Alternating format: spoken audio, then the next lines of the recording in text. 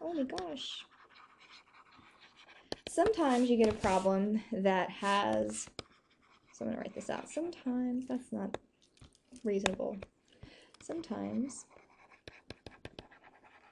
you have the variable appear more than once. So sometimes you have the variable you want to solve for appear more than once. When this happens, to solve for appear more than once. All right. When this happens, you've got to be careful. We have to add an extra step. So I'm going to write the step up here, and then we'll talk about how to use it. So if the variable appears more than once, then you want to factor the variable out of all the terms.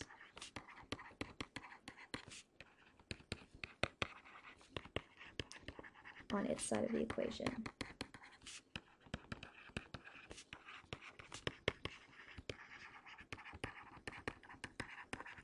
Okay, so we'll talk about what that means right here.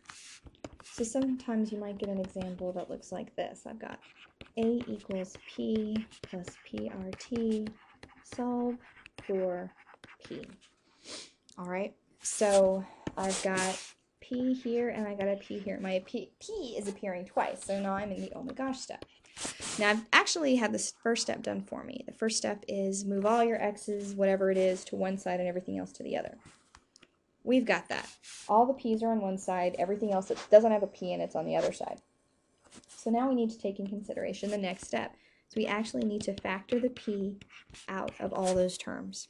So if I factor a p out of the first step, I've got a 1 left. If I factor a p out of the second term, I've got an RT left.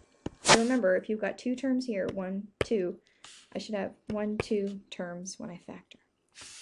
Now I can divide.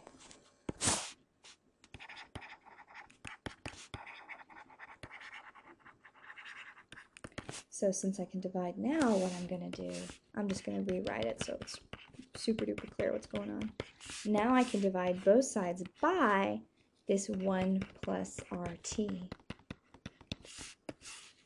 So then I get, and everything's all well and good. See, now I solve for it. Okay? So let's try a ridiculous example. Let's try this one. I'm just going to make something up.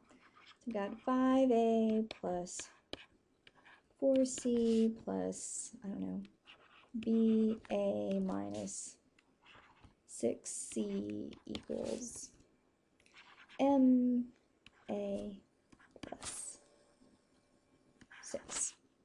And I'm going to solve for a.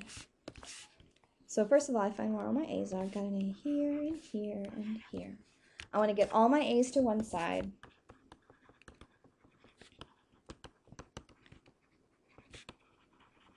And everything else on the other side.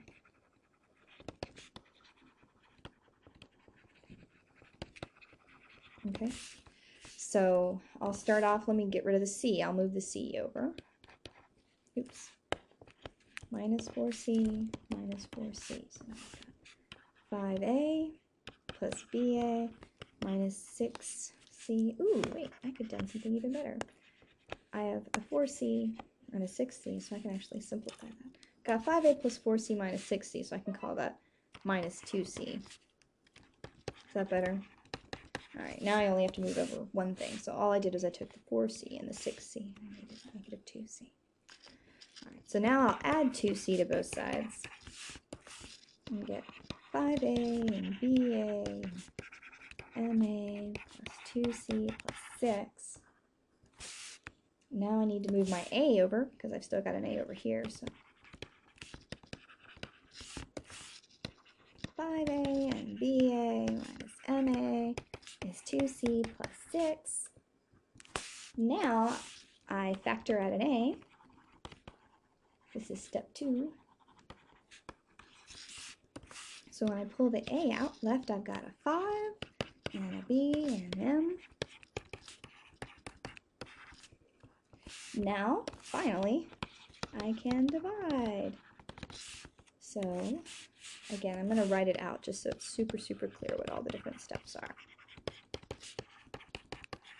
I can go ahead and divide both sides by that, and that'll cancel out, and I've got this beautiful answer that I'm inordinately proud of, and I'm all